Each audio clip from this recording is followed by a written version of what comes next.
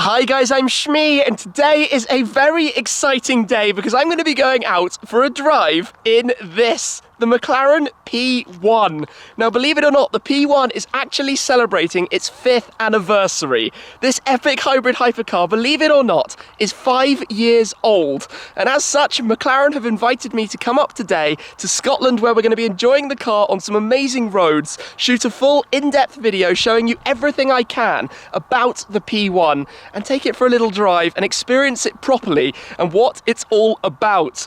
Now, I'm a very lucky boy because I've been fortunate enough to drive a couple of P1s before, but always in town or on the motorway. Today we've got countryside roads to experience it properly, and it's not just any P1. This is a particularly special one, known as P1 OOV, P1 OOV on the number plate. It's PP3, one of the prototype vehicles. It's been driven across Belgium by Jeremy Clarkson. It's been driven around Yas Marina by Chris Harris. It's been driven by Jenson Button at the Goodwood Festival of Speed, and I've actually got my own story with it because I have been in the passenger seat of this very, very car before for a hot lap at Yas Marina with Tim Mullen. About 4 years ago now, believe it or not. So it's quite nice to have it back in its gorgeous amethyst black. It's very dark, but has a little bit of a purple pearlescent tinge to it if you catch the light on it. And like I said, today, I'm going to show you everything I can, a full story of the McLaren P1 and this whole story. And I'm just spectacularly excited, as you can see. But first, let's take a look at the car.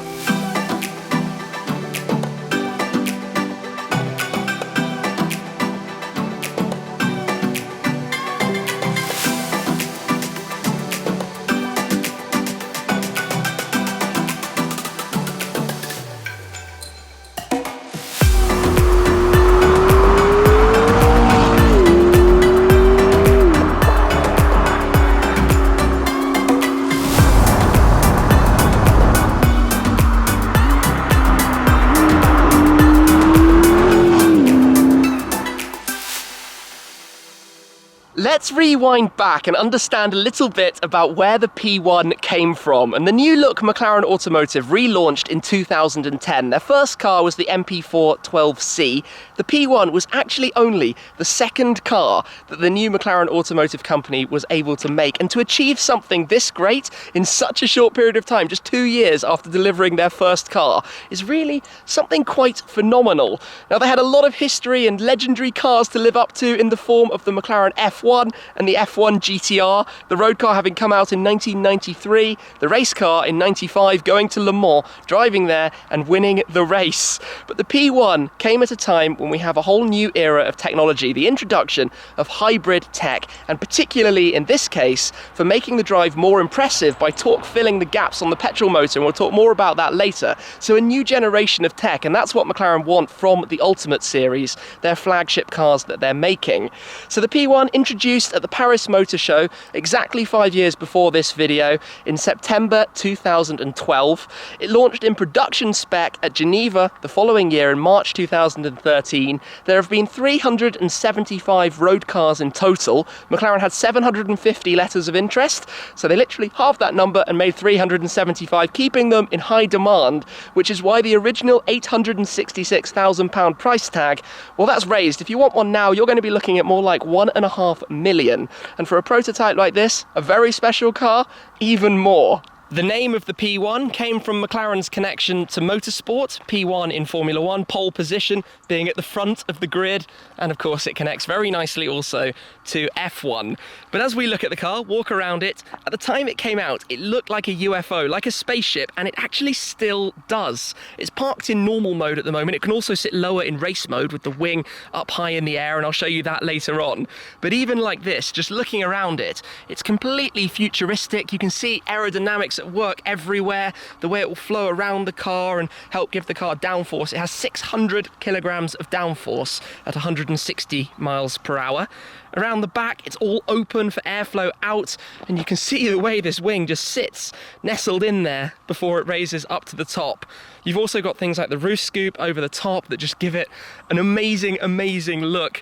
And if we come down to the rear at the back, just look at that diffuser. It is a monster down there. It's almost like race car for the road. Now powering it, 916 PS, 903 brake horsepower. That is insane, and that comes from the 3.8 litre twin turbocharged V8 combined with the electric motor back here as well to get that total. So the petrol engine is 727 brake horsepower and 720 Newton meters. The electric motor makes up the additional 176 brake horsepower and 260 Newton meters to get you all of that total at once. 916 PS, 980 Newton meters of torque. That means 0 to 62 miles an hour, 100 kilometers an hour is just 2.8 seconds. Wait for the next numbers though. 0 to 200 kilometers an hour, which is 124, is just 6.8 seconds.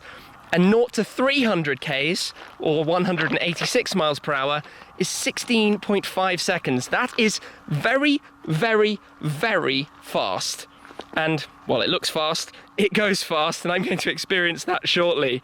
The top speed, 217 miles per hour, 350 kilometers an hour. It's all rear-wheel drive. All of the power is delivered to the back and goes down to the ground through the P0 Corsa that was developed with Pirelli for this car. It has Akebono brakes, which if I come up towards the front have an almost mirror-like finish, although they are carbon ceramics for insane stopping power. And it's got a 7-speed Graziano double-clutch gearbox. But let's also take a look at the inside, and the doors are one of the most awesome things. The way they open up, this huge part that you can see literally straight through with the way the air flows back through here to go in towards the intakes there to cool things down. You've got the carbon fibre monocage that's exceptionally light but also very strong, and it just looks raw, real and very serious. So this monocage, you can see the carbon fibre left exposed here, is just 96 kilos in total, and it's the whole part. So you had the mono cell for the 12C, which was just the lower section, but for the P1 it's completely reinforced. That's why there's no convertible, because it's the whole roof, the whole car that you can see here. Inside, everything is Alcantara and carbon fibre, and we'll come back and talk a lot more about the interior shortly, but there are many, many cool details. For example, the glass, this bit of glass is 2.2 millimeters thick, and the bit of glass around the front for the windscreen is 3.2 millimeters thick, where a normal windscreen might be 4.2 millimeters, to save 3.5 kilos of weight. And on the inside, all of this exposed carbon fibre is left without lacquering around the dashboard to save 1.5 kilos as well. And there are just weight savings everywhere you look with this. Everything is done and thought about, and it's obviously all carbon fibre. All the panels are made out of carbon fibre, and it's this one really quite large rear clam. So to access the engine, you go into the factory or the dealer and they remove the whole rear clam to make access into it. You can't see too much if we come up here and just have a peer through the glass. But that P1 logo was actually designed by Ron Dennis himself back in the days when it was being planned out. So he penned that down and it stuck through to the final car. The rear wing also has DRS, which is a Formula 1 technology. There are quite a few of those found in the car. For example, brake steer on the rear wheels to help cornering ability. And one thing I really like coming around towards the front is when the headlights were introduced, they were a new style. But this is the McLaren Speedmark logo that you see on the bonnet. And the shape of the logo is mimicked precisely by the shape of the headlight, and that's just such a cool touch. Obviously it's the opposite way around on the other side, but I always thought that was a very, very nice thing. And if I just shut the door for a moment, which you do by closing it down, just a gentle closure there, come around towards the back, the rear lights here, the way they're integrated around that shape, just completely futuristic. And I want to show you locking the car quickly. We'll come around to the front because the car does such a cool thing when you do this. You get the little light show, you can see the indicators blinking front and rear all the way around the car when you do that. And the mechanical click that you hear, he says when he unlocks it there, is the relay unlocking all of the systems from the electrical motor rather than using the battery. And that's the way it starts as well, which is just something a little bit different to normal. Another thing to note is that the fuel filler cap and the various oils and liquids are all on the roof. So the oil is there, you can plug it in there as well. Close that cap. Come around to the other side. And there's your petrol cap. on the top, which is most unusual. But let's just jump in, and to jump into the car, you have the buttons on the inside just here. Give that a press, it pops. The window comes down to release air pressure so that when you close it or open it, it doesn't smash the window or glass or the like. And everything you're looking at is carbon fiber. Literally the outside panels that are painted are carbon, the inside parts are carbon, the bits of the tub are carbon, the wheel arches are carbon. It's all carbon. Or it's finished in Alcantara or leather if that's how you wished. Customers could specify only a couple of things to do with colour choices and the like in here. We step in, which is a little bit awkward, to be completely honest. You would expect nothing less from a hypercar, where you've got the PP3 naming badge, the chassis number plaque there, so customer cars will have their car number. You're greeted by the triple digital displays, and I'll come back and show you all around these shortly a little bit further on. But everything is very raw, completely stripped out. It's only got parts that it absolutely needs to have. It feels very open with the Gorilla Glass for the roof. They're a little bit tinted, but I'm aware in hot countries it can get quite warm. And then just looking around, all the batteries are in the bulkhead back here. About 90, 100 kilos of batteries or so back behind you. But to start the car, we've got the button here. Let's bring it into life quickly.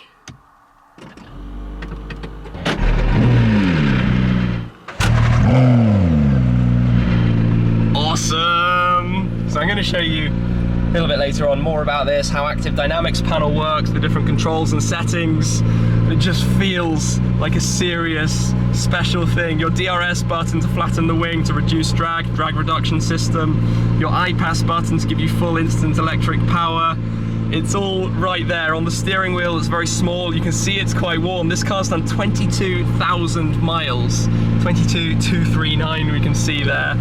Alcantara, but modelled actually the original wheel on Lewis Hamilton's driving position back when he was racing with McLaren. You've got the rocker style shifters, so you can pull them both ways or push them on either side. It won't go into gear with the paddles because I've still got the door open, and we've got our mirrors and light controls and the like, but it just feels really immensely special in here. You can also drive it in full E mode.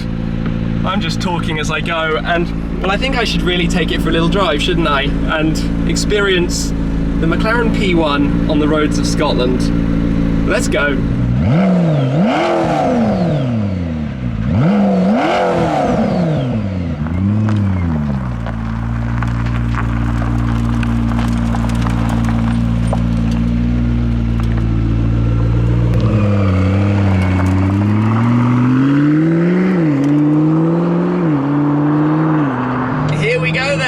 McLaren P1. Now, like I said, I've actually driven the car a couple of times before, but never in this kind of environment where I get an opportunity to explore and experiment and see what it's all about.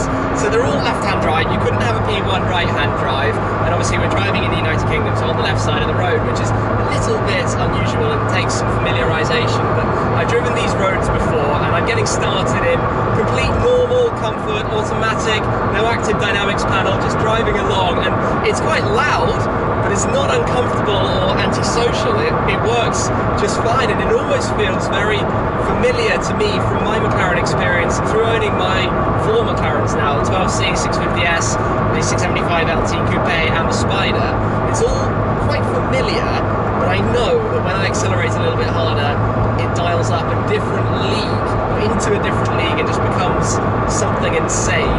And obviously the biggest difference is having those electric motors. It's 96 kilos of batteries that are right behind me, and you can actually drive it in full E-mode, so just on electric. And if I press this button here, the petrol motor cuts out, and the engine is stopped, it tells me on the screen, and we're driving along in pure electric, where you have a 10 kilometre range, 6.2 miles. You can go up to a top speed of 99 miles per hour, and you can do actually 0 to 62 miles per hour just on electric in 9.5 seconds. So it's like a 178 horsepower electric car, and it's all a little bit unusual and surreal, really. If I put my foot down, it shows me that I'm using 100% of electric power. You have a different display on the dashboard. Driving along a bumpy road, it's rough, but it's not actually unpleasant, particularly. It's just surreal and electric. But the only noise you have is that electrical whir, UFO-like sound going on that very much, I think, matches the looks and drama of the car when you're looking into it from the outside. But if we press that again, the petrol engine comes back on, and we're back to the V8 with the full power. Now you can drive it in a few different modes. You can either have it in full, always using all the power available, so electric, or you can have it in just the petrol motors, but using iPass for the instant support of the power when you want to. So you just press the button on the steering wheel, and then if you're going along for high speed, you'd press DRS to flatten the wing. But just having those buttons on the steering wheel is very reminiscent of Formula One technology and what the car is, I guess, inspired by and capable of. Now these roads are truly lovely, but let's play around with some of the settings and enable the active dynamics panel with a press of the button in the center there. But you've got the two sides, I'm familiar with these. You've got the handling on the left, which adjusts your steering, suspension setup. Then you've got the powertrain on the right, which is your gearbox and your throttle response and that side of things. And it's into sport here, manual on the paddles.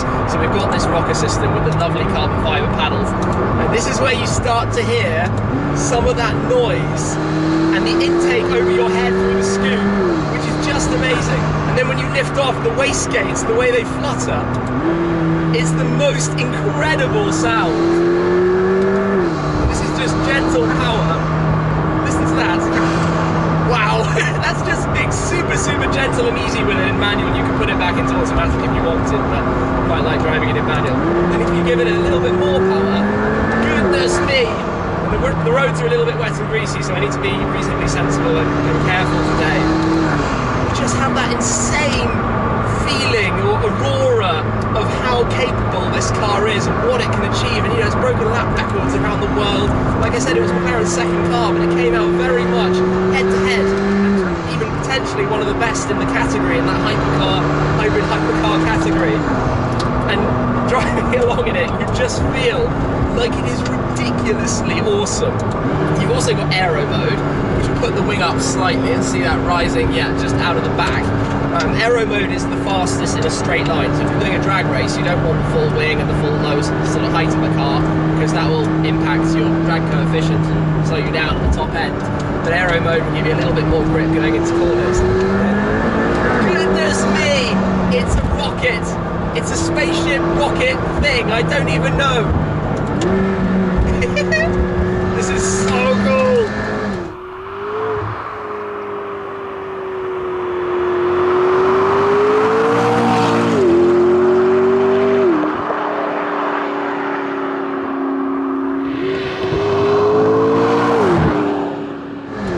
Driving in the legendary P1, this has really been one of my favourite cars. It's super twitchy. You feel that especially with the undulation of the roads. It's very sensitive.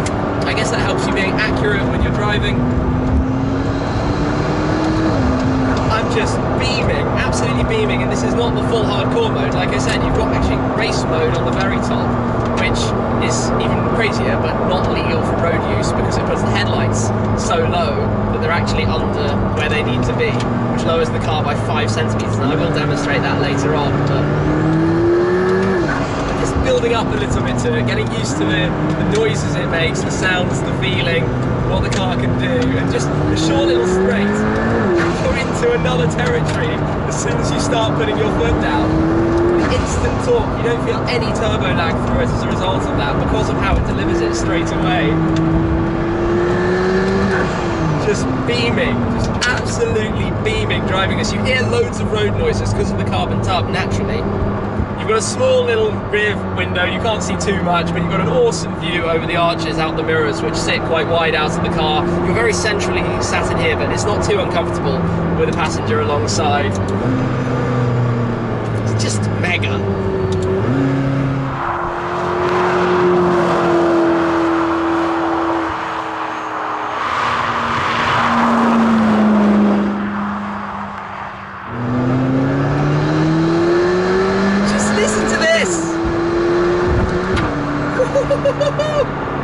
It feels so cool! And you can turn it up one more into the track and track mode, where it gets even rawer. The ESC, the traction control, goes into a sportier dynamic mode. It's told me I've got DRS, so this is where I can see the wing is actually now pivoted forwards, so it leans forwards a touch. And if I press DRS, I can see it flattening, and that is amazing! Watching that happen! Just pressing DRS and it doing its thing.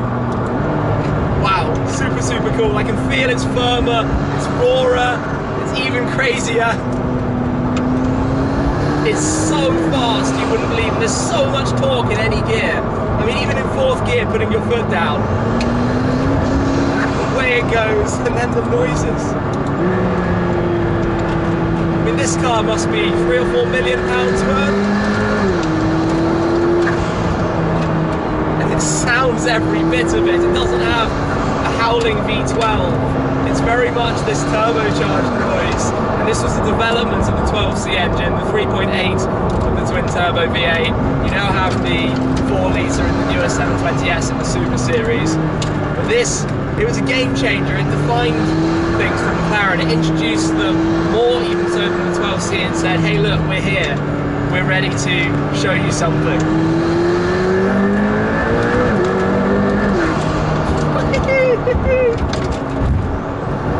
You feel like you have to be very delicate. It feels like if you're not careful, the car is going to bite you, and it's going to bite you very, very, very hard, I'm sure.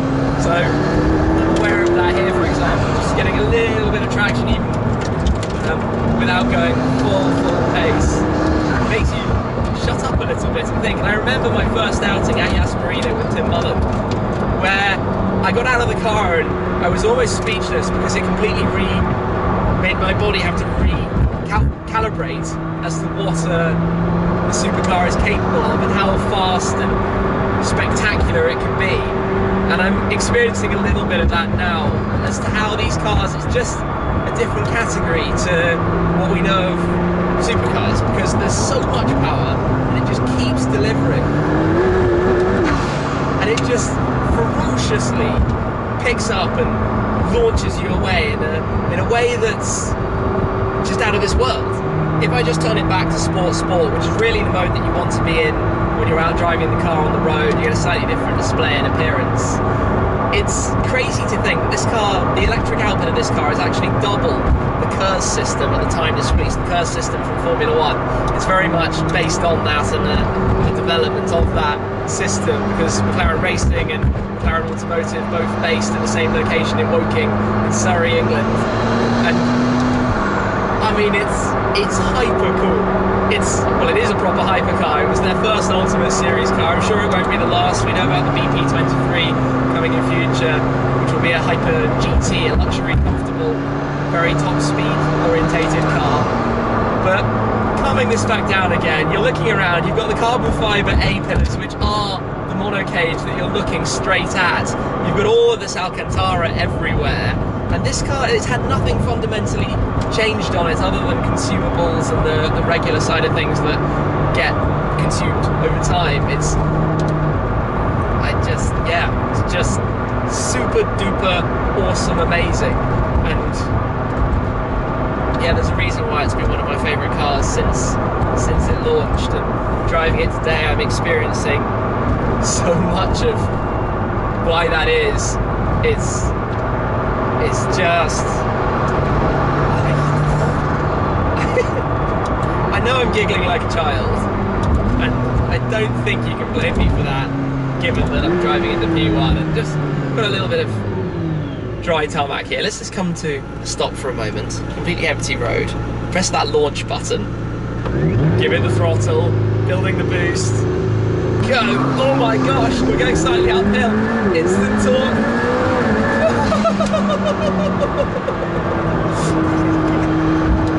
Traction being the problem today, but the power, the feeling, the torque feeling, it's sort of, you're clinging on, and I'm holding the steering wheel super tight with the way that's coming through. Whew, my goodness. When you take a car like this and you drive it in an amazing environment like where we are now, with these kind of roads, it's pure, it's just heavenly and awesome. And this is exactly why I make these videos every day, and why it's all for this kind of experience. And this is pinch moment. This is properly special in an incredibly special car.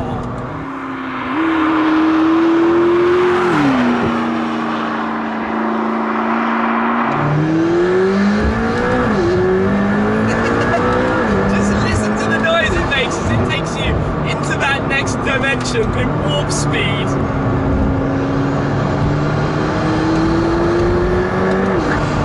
It's just epically cool. Oh boy. Can you get enough of that noise? Just... It's like a whip, but it really is. You press the throttle, and away you go. Just picks up and takes off.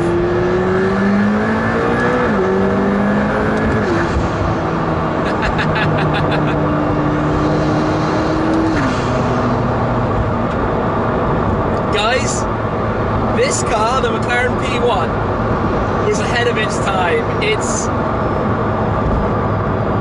a complete, I mean, driving it now, it's a game changer. 5 years ago, just something totally out there, totally crazy, and just balmy that they came up and created this almost out of nowhere.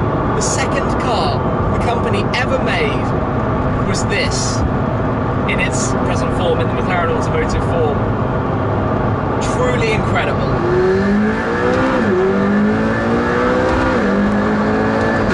I'm just like a giddy child driving this thing, and you know what? The stopping power is incredibly impressive as well. Those Akebono brakes were developed by Akebono in Japan for this car. They are spectacularly expensive. I've heard if you need a new set of discs, you might not want to read the invoice price, but they do have 2G stopping power, which is fairly incredible. However, this has been an amazing drive. It's probably time to show you a little bit more about the car, take even more of it in, and what's going to be happening from here with this car.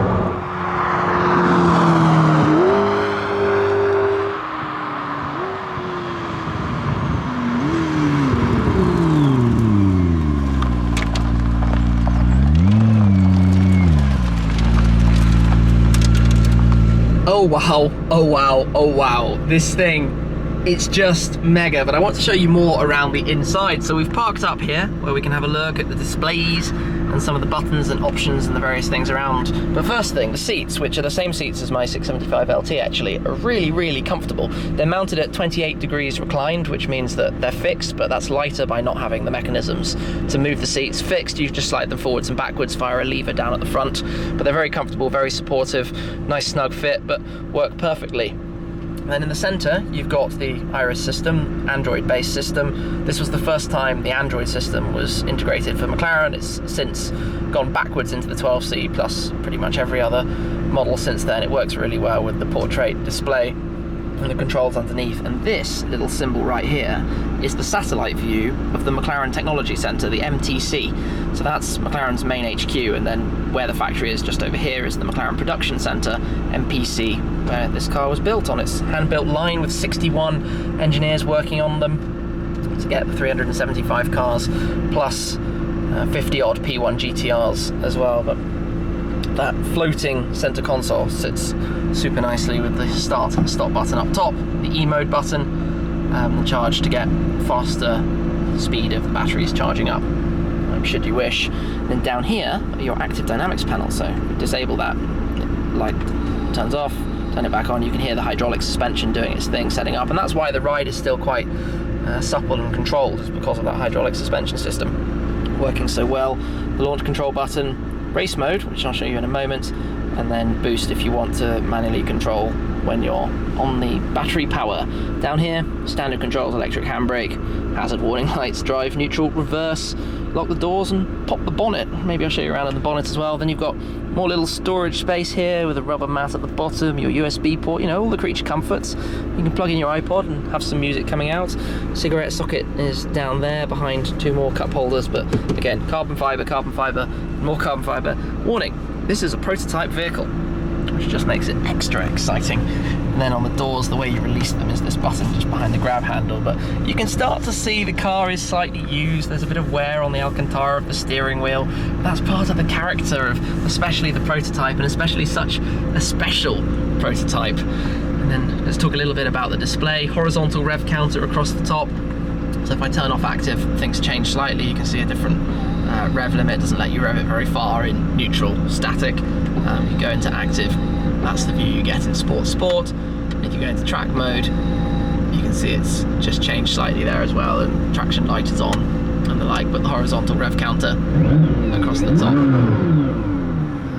And that noise, super awesome. Look at that, 22,000 and something miles on it now. So you've got the left screen, which you can control and show more information. You've got your temperature gauges and the like down the right, and your electric charge and your fuel levels, information down at the bottom, warnings, things which show at the left. And then this stalk down here, which you would press and hold up to do the lift system. You can also go through the menu. Now, confusingly, it actually goes backwards, so you press it up to go down in the menu, but this is where you've got various bits of information. You can manually do the lift system there and go into settings and change bits and pieces, and that's quite nice the way it comes out into the display and actually pushes the speedometer across towards the gear selector.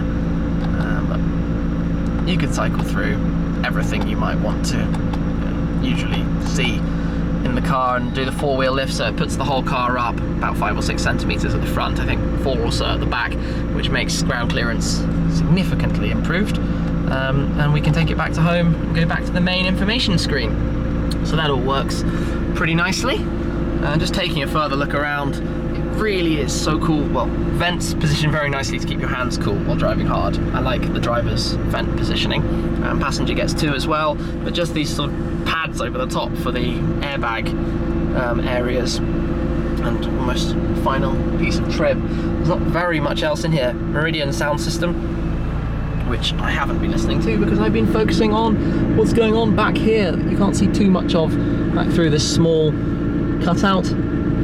Snorkel dominates things up on the roof, and the rearview mirror hovers, floating out on the glass, on that very thin front glass, which is a nice look as well. Then last thing I think I haven't talked about, just the lights control here and the mirrors position very much driver focus. Everything is very driver focused, and you feel that way.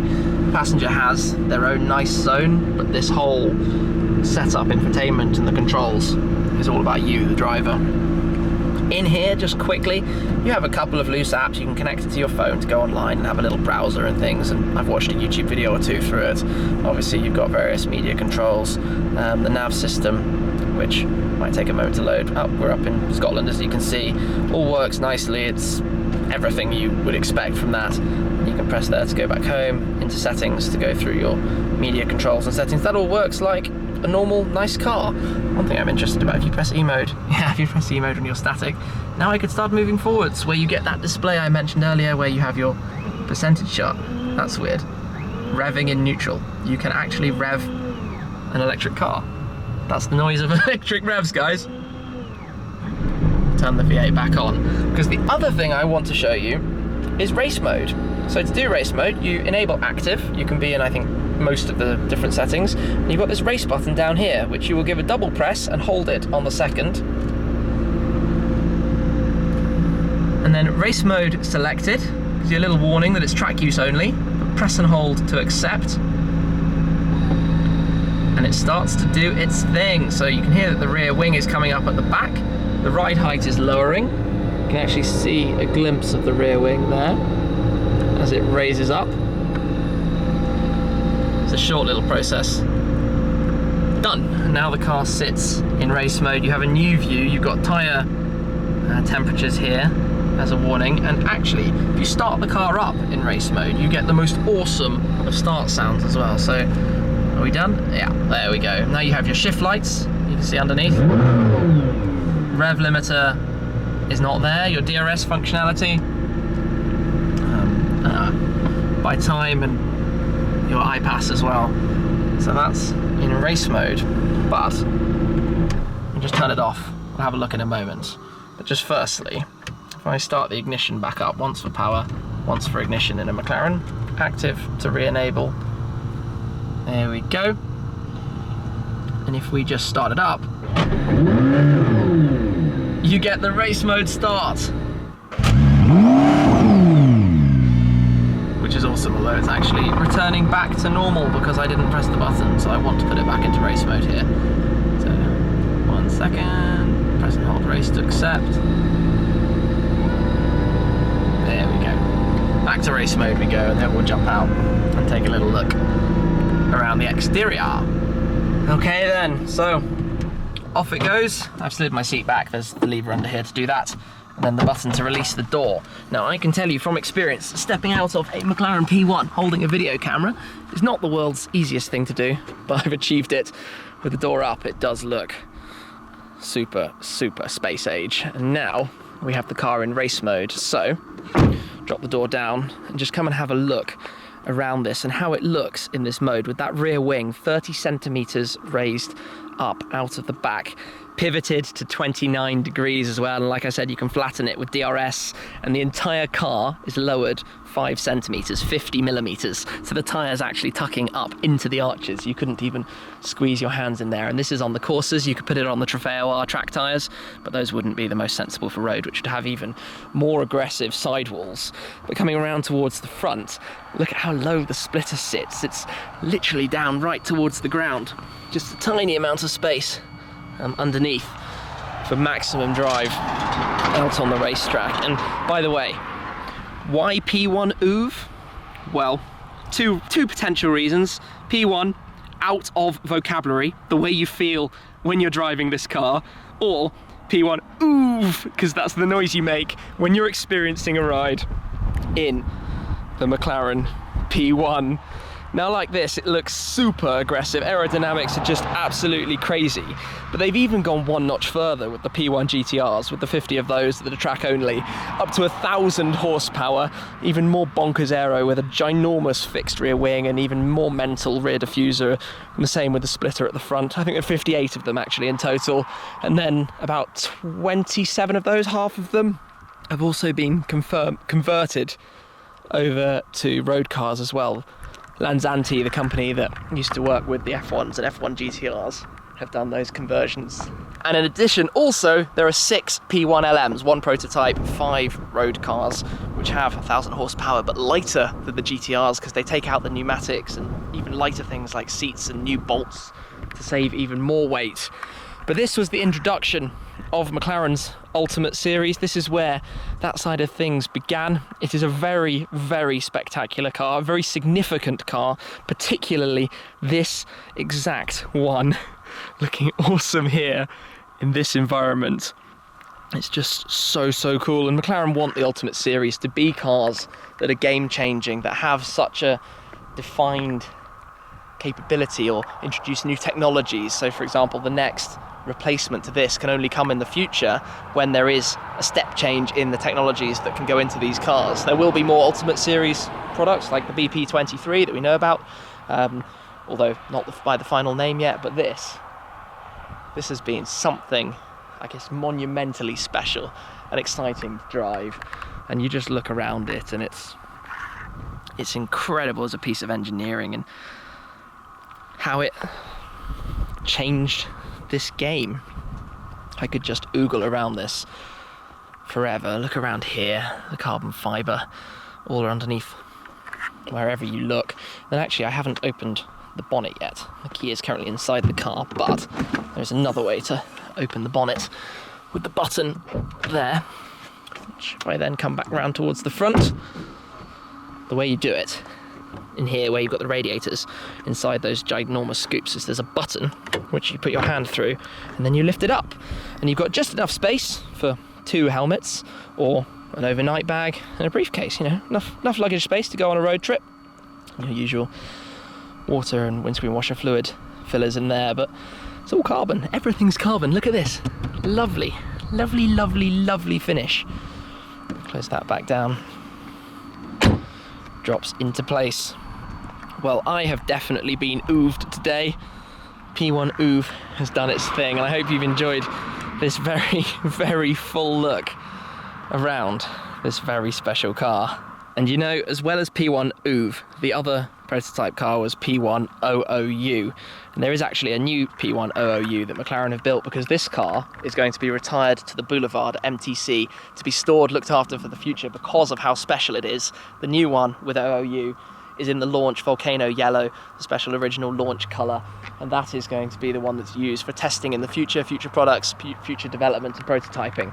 The only thing we haven't been able to see today is, with the lack of sunshine, the colour. Maybe if I just turn a little torch on and come in close, we can try and catch a glimpse of the purple It's not really wanting to come out on us today, unfortunately, but this is a very, very special colour when you get to see it in that light. Anyway, big thanks from me to McLaren, because this has been an amazing, amazing opportunity to drive this car, an awful lot of fun, and to drive it properly in an interesting environment as well. So I hope you've enjoyed the video. I hope you've learned something a little bit new, some new information about McLaren's legendary P1. This car is going to be significant for all of time in terms of what it's done in this world. But I'm going to wrap this one up there. Thanks again to McLaren. Thanks to you guys, as always, for watching. Make sure you're subscribed for plenty more videos to come, and I'll catch up with you again very, very soon. Cheers!